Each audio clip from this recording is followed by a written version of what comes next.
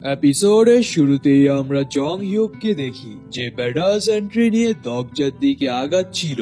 আর দগজা ভাবছিল একজন main character তো মেইন ক্যারেক্টারই, সে ইতিমধ্যে গাকবাং স্টেশন দখল করে ব্ল্যাক ফ্ল্যাগটা হাসিল করে ফেলেছে। তাকে এতটা রাগান্বিত দেখাচ্ছে, এর মানে হিউন ও চিহি তাদের কাজগুলো ঠিকভাবেই করেছে। ওই সোয়ুন, দ্রুত তোমার সোয়ার্ডটা আমাকে দাও। সোয়ুন বলে মোটেও না।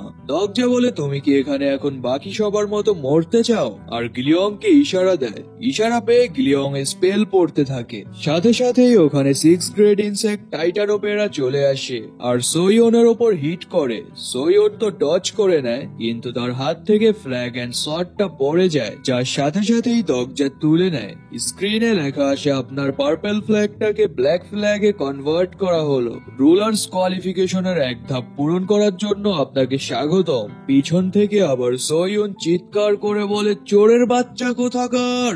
দগজা দৌড়ে গিয়ে টাইরেন্ট রুলারের item 3 well ring and dragon jar তুলে নেয়। এরপর গিয়ে ড্রাগন রুলারের পিছনে দাঁড়ায়। তো ড্রাগন রুলার আবার কিছু বুঝে ওঠার আগেই জং হিউক এসে একটা স্ল্যাশ করে।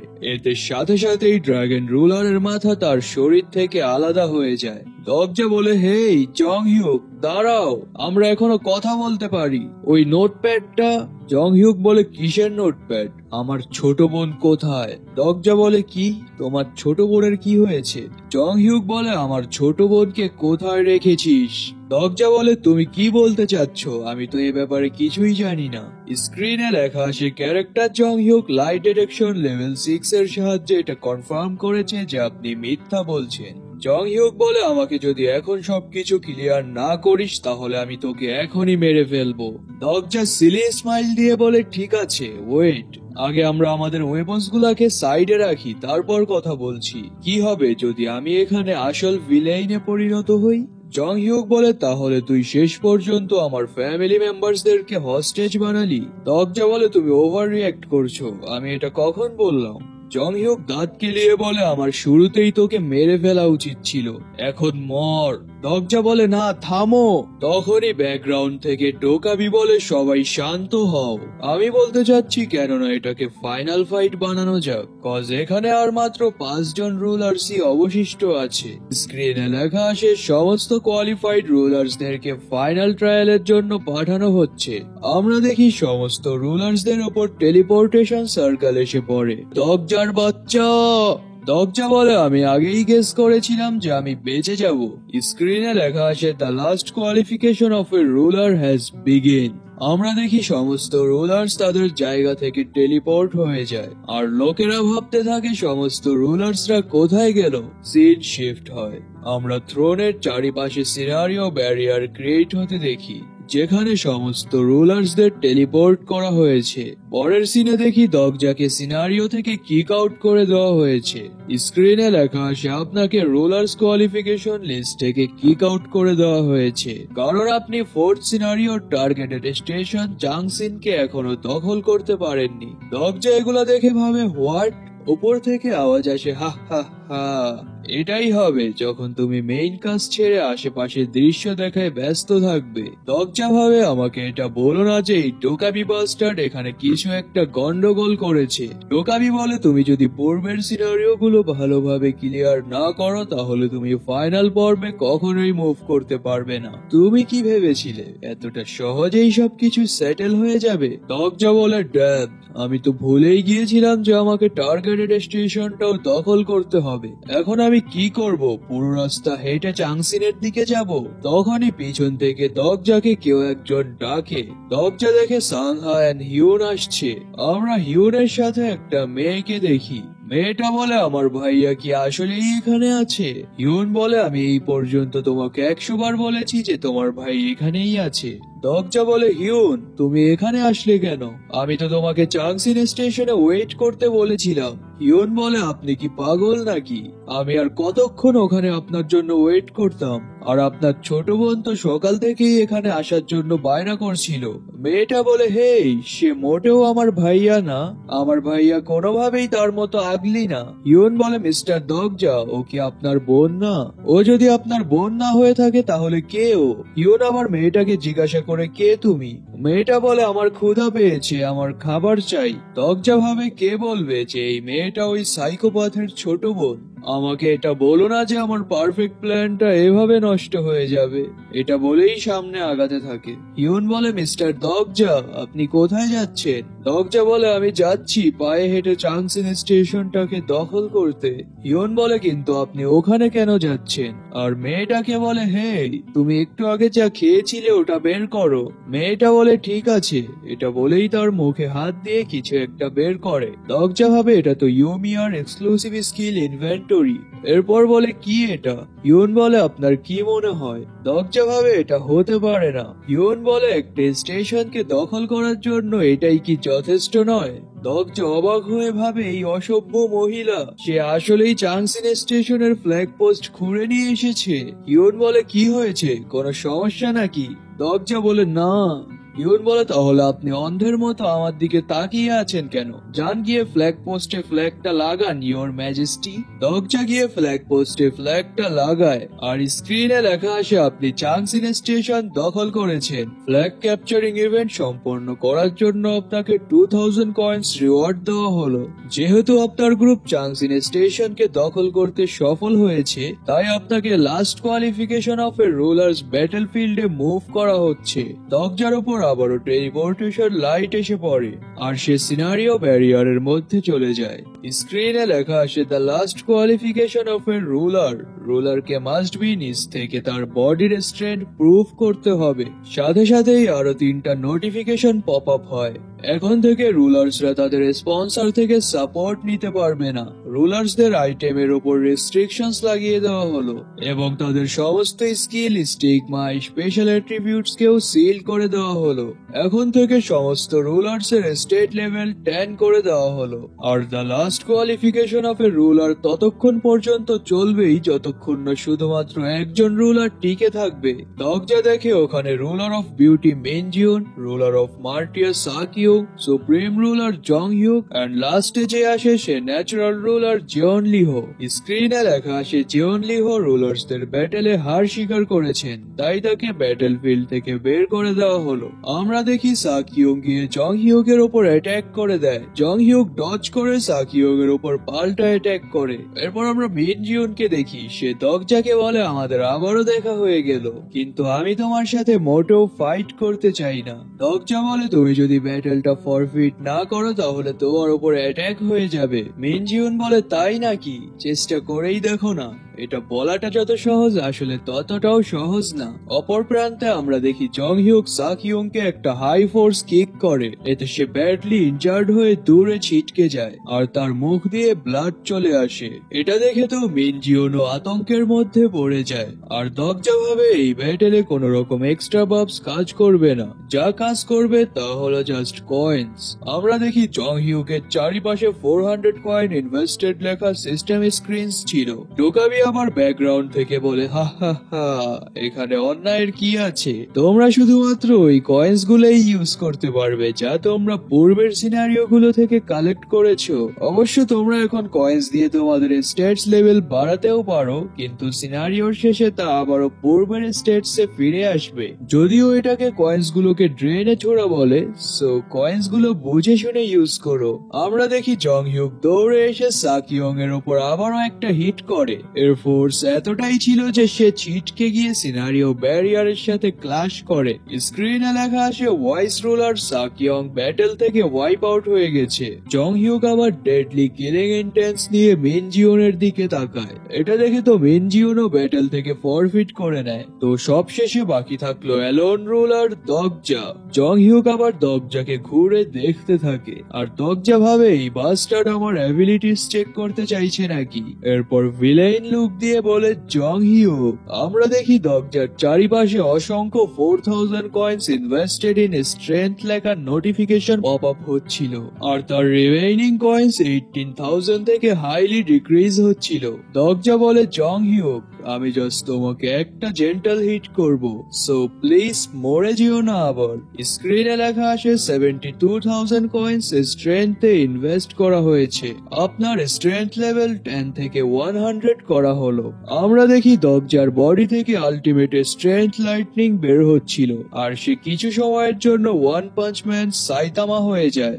আবারও নোটিফিকেশন পপ আপ হয়, আপনি প্রথম ব্যক্তি যে 3 সংখ্যার স্টেটে পা রেখেছেন, তাই আপনাকে ফর্মিডেবল অ্যাচিভমেন্ট দেওয়া হলো। তো দগজার এরকম স্ট্রেংথ দেখে তো জং হিউকও ঘাবড়ে গিয়ে পিছপা হয়ে যায়, আর দগজা তার ফুল এনার্জি ফোর্স নিয়ে জং হিউকের দিকে আগায়। জং হিউকও তার অ্যাজিলিটিতে 10,000 কয়েন্স ইনভেস্ট করে তার শর্ট বের করে নেয় আর একটা স্ল্যাশ করে, কিন্তু দগজা তো তার মুভমেন্টস পড়তে পারতো, তাই সে ডজ করে জং হিউকের সামনে চলে যায় আর ফুল ফোর্সের সাথে জং হিউকের ওপর একটা পাঞ্চ করে। এর ইম্প্যাক্ট এতটাই ছিল যে জং হিউক ছিটকে গিয়ে চারিপাশে ক্ল্যাশ খেতে খেতে সিনারিও ব্যারিয়ারের ওপর গিয়ে পড়ে, আর সাথে সাথেই সে সেন্সলেস হয়ে যায়। পরের সিনে আমরা ডোকাবিকে দেখি। দগজাকে উইন করতে দেখে সেও অবাক হয়ে যায় আর বলে, ওয়াও, দেখে তো মনে হচ্ছে আমরা একজন আনএক্সপেক্টেড উইনার পেয়েছি। দগজা আবার জং হিউককে দেখে আর ভাবে, আমি আবার তাকে বেশ জোরে আঘাত করলাম না তো,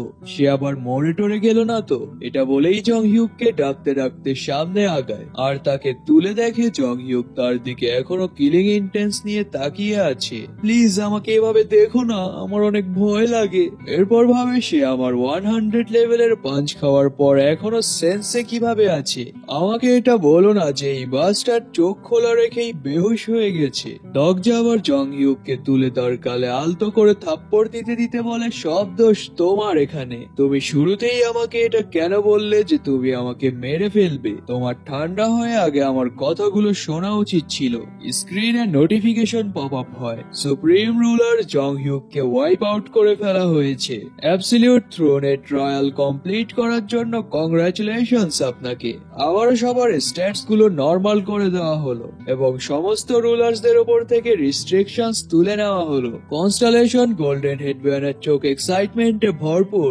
সেক্রেটিভ প্লটার আপনার ডায়মন্ড হ্যান্ডস এর প্রশংসা করছে। জাজ অফ ফায়ার আপনার ধৈর্যকে সম্মান জানিয়েছে। আপনি টোটাল 4,500 কয়েন্স স্পন্সর পেয়েছেন। চারিপাশ থেকে সিনারিও ব্যারিয়ারও সরে যায়। মেনজিউন সহ বাকি লোকেরা সাথে তাদের কনস্টেলেশনসরাও শুধু দগজাকেই দেখতে থাকে। ডোকাবি লোকেদের উদ্দেশ্যে অ্যানাউন্স করে, সেওল ডোমে থাকা সকল লোকেরা অ্যাটেনশন প্লিজ, অ্যাবসলিউট থ্রোনের একজন নতুন কিং এর জন্ম হয়েছে। সবাই দগজাকে নতুন কিং বলে দেখতে থাকে। দগজা আবার ডোকাবির উদ্দেশ্যে বলে, ওয়েট এ মিনিট। ডোকাবি বলে, এখন কি হলো আবার? দগজা বলে, তোমার এত তাড়াহুড়ো কিসের? আমি তো এখন অ্যাবসলিউট থ্রোনে বসিনি, এর আগেই তুমি কিভাবে ডিক্লেয়ার করছো? ডোকাবি বলে, ওসব কোনো ম্যাটার করে নাকি এখন? তুমি তো এমনিতেও থ্রোনে বসতে যাচ্ছ। দগজা ডোকাবির কথায় পাত্তা না দিয়ে বলে, এই থ্রোনটার সাথে এখন কি করা যায়? ডোকাবি বলে, তুমি এই থ্রোনে বসার সাথে সাথেই একজন পাওয়ারফুল কিং এ পরিণত হবে এবং সেওলে থাকা সমস্ত রুলার্সদের ওপর রাজত্ব করতে পারবে। দগজা বলে, তোমার কথাগুলো শুনতে তো ভালো শোনাচ্ছে, কিন্তু তা পুরোপুরি সত্য না। থ্রোনে বসার মাধ্যমে আমি যে টেরিটরিতে আছি শুধুমাত্র সেখানেই রাজত্ব করতে পারবো। ডোকাবি বলে, এটাই কি স্বাভাবিক নয়? এটা তোমার কষ্টের পুরস্কার যে তুমি বাকি রুলার্সদেরকে হারিয়ে এখান পর্যন্ত আসতে পেরেছো। দগজা বলে, এই থ্রোনটা কি রেস্ট্রিক্টেড কন্টেন্টস গুলোর উপরও কাজ করবে? ডোকাবি কিছু বলে না। দগজা বলে, তুমি আসলেই একজন প্রাকৃতিক মিথ্যাবাদী, কজ তুমি একজন ডোকাবি। তুমি যে লোকেদের এভাবে মিথ্যা বলে বেড়াও, এর জন্য কি ব্যুরো থেকে তোমাকে কিছু বলে না? এগুলো শুনে আবার ডোকাবি রেগে যায় আর বলে, আলতু ফালতু কথা না বলে সোজা গিয়ে থ্রোনটায় বসো, অন্যথায় আমি থ্রোনটা ভেঙে ফেলবো। দগজা বলে, ঠিক আছে, ভেঙে ফেলো। এটা শুনে তো ডোকাবি আরো রেগে যায় আর বলে, কি বললে? দগজা তার অ্যাটিটিউড নিয়ে ঘুরে তাকায় আর ওখানে থাকা লোকেদের উদ্দেশ্যে বলে, আমি এই থ্রোনটা কখনোই অ্যাকসেপ্ট করব না।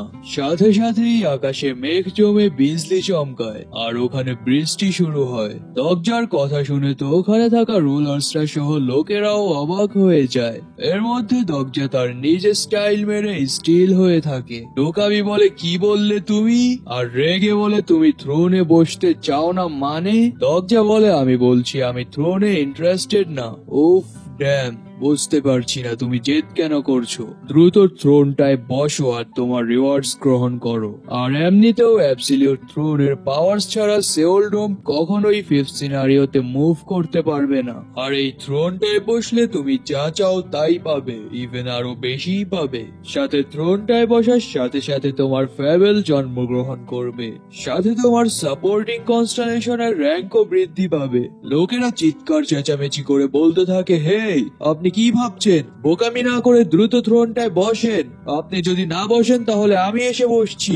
ডোকাবি আবারও বলে, ভুলে যেও না যে আমি কোনো লো গ্রেড ডোকাবি না যে তোমার জেদের কৌশল আমার ওপর কাজ করবে। তোমাকে অবশ্যই থ্রোনটায় বসতে হবে। দগজা মনে মনে বলে, যেমনটা ডোকাবি বলল, থ্রোনে না বসলে ফিফথ সিনারিওটা ক্লিয়ার করা খুবই টাফ হয়ে যাবে। কিন্তু সে একটা কথা বলেনি যে এই থ্রোনটায় একবার যে বসবে সে কখনোই সমস্ত সিনারিওর শেষে যেতে পারবে না। আর এই কথাটা জং হিউক তার 41 নং রিগ্রেশনে রিয়েলাইজ করেছিল। পিছন থেকে একটা লোক আবার দগজাকে বলে, হেই বুলশিট, তুমি কিং হতে চাচ্ছ না কেন? দগজা বলে, এই প্রশ্নটা আমি তোমাদেরকে করছি, তোমরা কেনই বা চাচ্ছ যে আমি কিং হই? কি হবে যদি আমি কিং হওয়ার পর তোমাদেরকে মেরে ফেলি? এই কথাটা আমি এখানে থাকা সবাইকে বলছি। তোমরা সবাই কি ভুলে গেছো যে আমরা কোনো কিংডমে বাস করি না? কিন্তু তোমরা সবাই এরকম ব্যবহার করছো যেন তোমরা কিংদের গোলাম। আর আমি এরকম কোন জাতির কিং হতে চাই না যেই জাতি তোমাদের মতো অগোছালো। তাই আমি কখনোই অ্যাবসলিউট থ্রোনটা গ্রহণ করব না।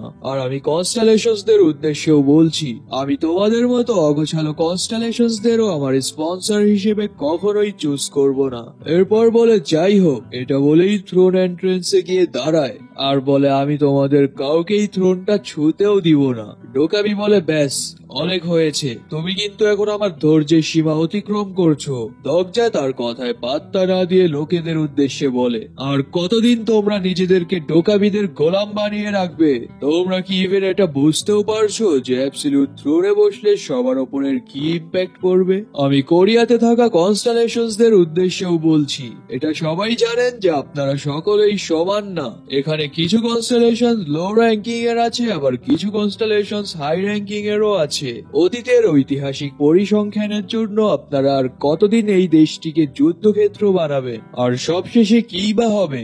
আপনি ওই বড় আকাশের একজন উজ্জ্বল নক্ষত্র হয়ে যাবেন। এই তো, আপনারা নিজেদের স্বার্থের জন্য আর কতদিন আপনাদের বংশধরদের এভাবে ব্যবহার করবেন? স্ক্রিনে লেখা আছে কিছু কনস্টেলেশনসরা আপনার কথা শুনে কথা বলার ভাষাটাই হারিয়ে ফেলেছে। ডোকাবি রেগে বলে, ব্যাস আমি আর সহ্য করছি না। এটা বলেই একটা চুটকি বাজায়, সাথে সাথেই সবার সামনে সিস্টেম উইন্ডো চলে আসে।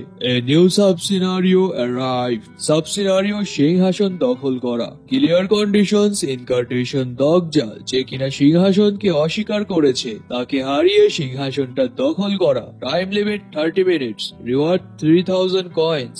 লোকেরা তো এটা দেখে অবাক হয়ে যায় যে তারা রুলার হওয়া ছাড়াই ডিরেক্ট কিং হতে পারবে। আর দগজা ভাবে, আমি জানতাম সে সেরকম কিছু একটা হবে।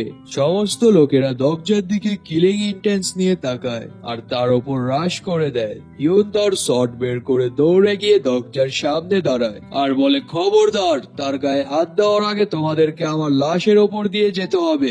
এটা বলেই রাগে গোংরাতে থাকে। ইউনের এরকম রূপ দেখে তো দগজাও অবাক হয়ে যায়। পিছন থেকে আবার মিনসব ও সংকোকো দগজাকে গার্ড করে দাঁড়ায় আর বলে, রিপ্রেজেন্টেটিভ স্যার, আমার তো কিছু সময়ের জন্য মনে হয়েছিল যে আপনিই মেইন ক্যারেক্টার। কজ জং হিউকের চেয়ে বেশি আপনাকে মেইন ক্যারেক্টার মনে হচ্ছে এখন। সাংহাও দগজার কাছে চলে আসে আর বলে, এই পৃথিবীতে যত যাই হয়ে যাক না কেন, এখানে কিছু জিনিস থাকবে যা কখনোই ভোলার নয়। আমরা দেখি ওরা দগজাকে চারিপাশ থেকে গার্ড করে দাঁড়ায় আর সামনে মিন জিউন এন্ড সাকিয়োংও এসব দেখছিল। পর মুহূর্তেই তারাও দগজাকে গার্ড করে দাঁড়ায়। এগুলা দেখে তো হিউন অবাক হয়ে যায় যে ওরা আবার দগজার পক্ষে আসলো কখন। মিন জিউন বলে, এবার আমার পালা তোমাকে সাহায্য করার। সাকিয়োং বলে, আমার অ্যাবিলিটি রেড হার্টস এর মাধ্যমে আপনাকে দেখেছি, যার রেজাল্টস আমাকে কনভিন্স করেছে। দগজা বলে, ও ডোকাবি রেগে বলে, সমস্ত কীটপতঙ্গ এক হয়েছে দেখছি, বাকিরা আবার কার জন্য অপেক্ষা করছো? অ্যাটাক করো ওদের ওপর। সাথে সাথেই ওখানে থাকা লোকেদের সাথে দগজাদের টিমের ফাইট শুরু হয়ে যায়। ইয়ন আবার লোকেদেরকে মারতে মারতে দগজাকে জিজ্ঞাসা করে, আপনার নেক্সট প্ল্যান কি? আপনি কি করতে চাচ্ছেন? দগজা বলে, আমার জন্য জাস্ট কিছু সময় ব্যয় করো, যতক্ষণ না পর্যন্ত আমি এই থ্রোনটাকে ধ্বংস করছি। এটা বলেই থ্রোনের দিকে আগাতে থাকে। লোকেরা আবার দগজাকে দেখে বলে, হেই, তার কাছে তো 4 টাইগার ইভিল কাটিং শটটা আছে। দগজা আবার কনস্টেলেশন সামান করার জন্য রাউন্ড আর্টিফ্যাক্টটা হাতে নেয়। স্ক্রিনে লেখা আসে, আস্ট্রাবুলের special feature echo of stars activate করা হয়েছে। স্টারদের ইকোর সাহায্যে আপনি হাই র্যাঙ্কিং কনস্টেলেশনসদের সামান করতে পারবেন। দগজা বলে, আমি এখন কনস্টেলেশনসদের সামান করতে যাচ্ছি। আমি সামান করতে চাই 7 নক্ষত্রের বড় তারাদের। এটা শুনে ডোকাবি রেগে যায়। স্ক্রিনে লেখা আসে, স্টার নেগোসিয়েশন হ্যাজ বিগিন। তো এরই সাথে আজকের এই এপিসোডটা এখানেই শেষ হয়ে যায়।